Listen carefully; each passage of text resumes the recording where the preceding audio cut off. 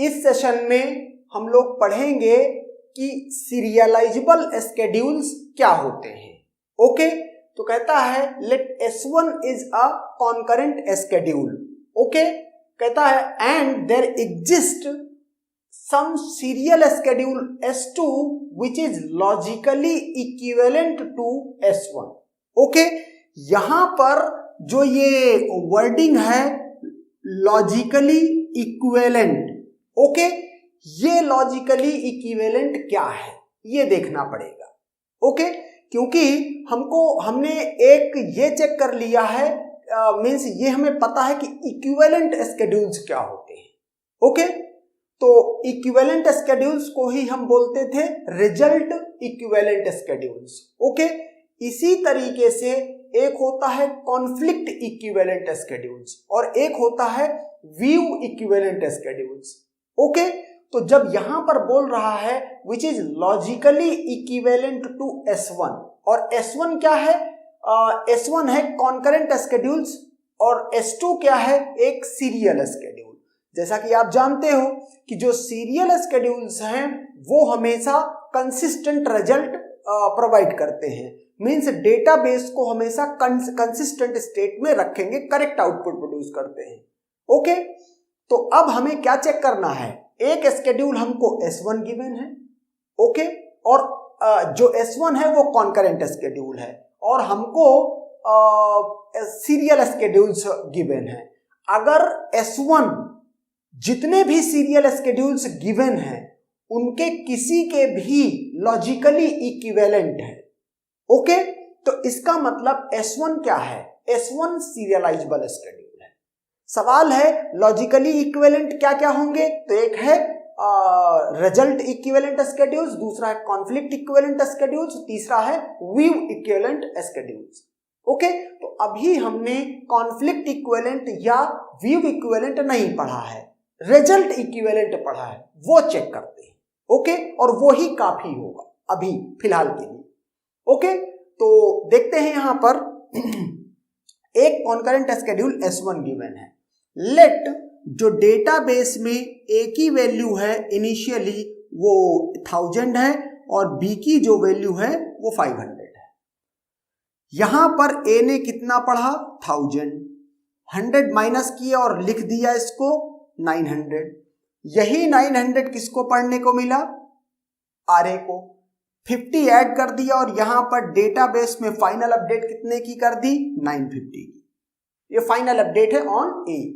Now B में क्या हो रहा है, B ने कितना पढ़ा 500 और B प्लस 100 मतलब 600, तो WB कर दिया और ये फाइनल B की वैल्यू है कितनी 600। ओके, तो यहां से ये दो स्टेट निकल के आ गई हैं। मैं इनको इधर लिख देता हूं, ये कितना है 950 और ये कितना है 600। ओके, अब अगर जो ट्रांजैक्शन T1 है और जो ट्रांजैक्शन T2 है, based on these two transactions only 2 serial schedules are possible and the 2 serial schedules with respect to T1 and T2 are S2 and S4। Okay, अब हम ये चेक करते हैं कि क्या S2 के इक्विवेलेंट है जो ये रिजल्ट आया है। अगर ये लॉजिकल इक्विवेलेंसी किसी एक से भी चेक हो जाए सीरियल के, तो इसका मतलब हम ये कह देंगे कि S1 इज सीरियलाइजेबल स्केड्यूल।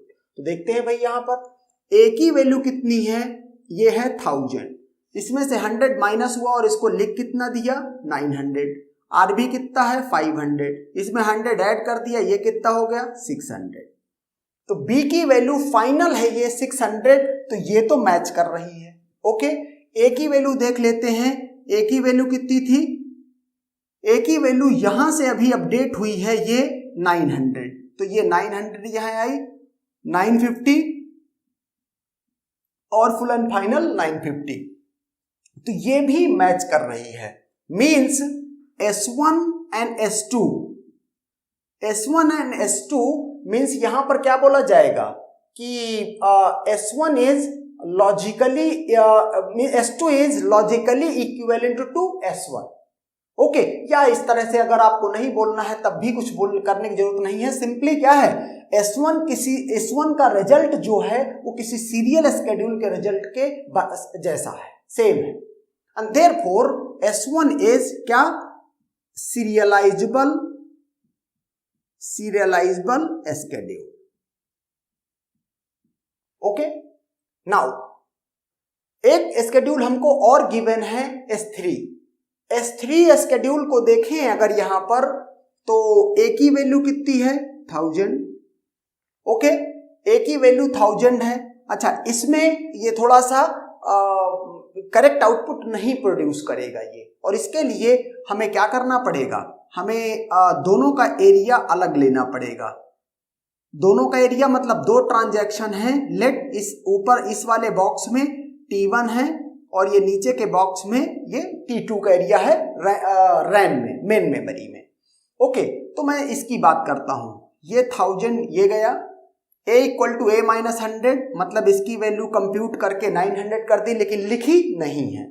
तब तक RA T2 का आ जाता है, और ये क्या इसको पढ़ने को मिलेगा, इसको भी 1000 ही पढ़ने को मिलेगा। ओके, लेकिन ये वैल्यू लिखेगा कहां पर, अपनी फ्रेम में लिखेगा, अपने DBMS बफर में लिखेगा, रैम में। तो ये यहां से कितना हो गया 1050, और ये 1050 हो गया, और ये 1050 इसने अपडेट भी कर दिया।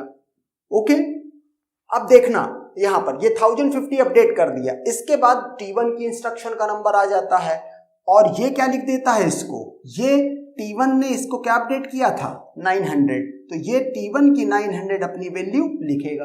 तो ये किसकी फाइनल वैल्यू है, A की। अब B में आते हैं, B की तो 500 थी, अपडेट हुआ 100 प्लस हुआ तो ये हो गया 600। तो यहां से आप देखो A की 900 है और B की 600 है।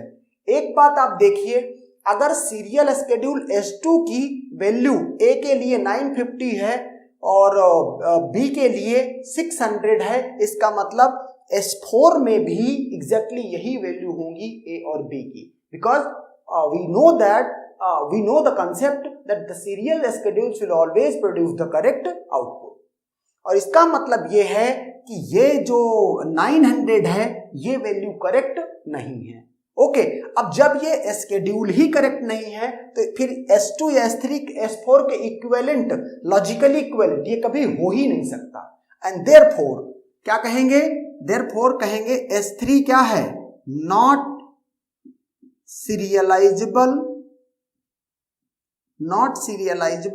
स्केड्यूल।